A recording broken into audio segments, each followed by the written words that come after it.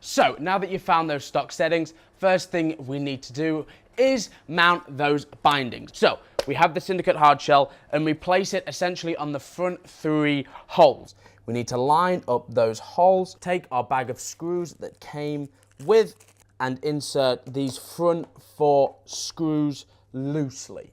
So it's worth mentioning that with the Syndicate hard shells, it's these front 4 that have the sliders. This back one has the hole that locks your binding in place. However, when we measure these bindings, it's very useful to essentially put in these first 4 screws so that then when we go to measure, we can slide like this, and it's just a simple forwards and backwards. There's not quite that same side movement. Let's take our tape measure and measure where we need to be. We now go essentially to just below where that clip mounts, all the way against the plastic, so as close to your heel as you can get.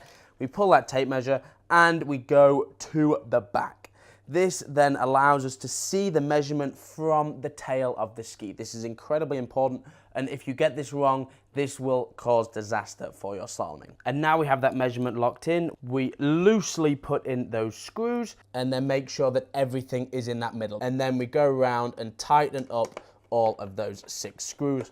And it is just till they are tight and snug. We are not over tightening them. And since we often get asked where to measure on different boots, a good rule of thumb is the furthest back point of where you think that heel is going to be. So on this stance boot, right at that heel here, put that tape measure up against it, and this is a 67 carbon Omni, so we are going to 30 inches. And the last binding that I would like to show you the measurement place of is the animal binding, which again, we're gonna go from just above the plastic, measuring to that same place on